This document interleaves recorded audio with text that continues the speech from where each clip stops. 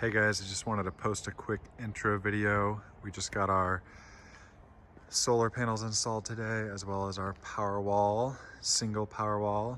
And I wanted to show a quick peek before we figure out how to use everything here. But it looks like the install went great. It's allegedly the new Powerwall Plus. That has an inverter on top, which is a super clean install from what we can tell, and has a lot less go-betweens than the previous system. So I wanted to show this.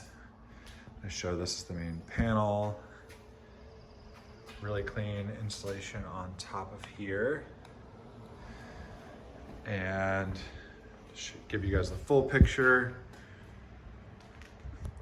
Around the side of the house here to show the conduit. But this was the outdoor setup. Not painted yet, don't judge. Going up to the roof. Only took him about 6 hours. It was Northwest Solar and Electric out here in Washington to do this. And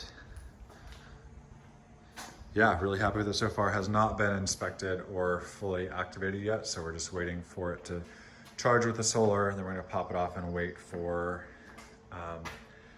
the final call here. So thanks for watching, and I'll be sure to post some more details on this as soon as it is fully live.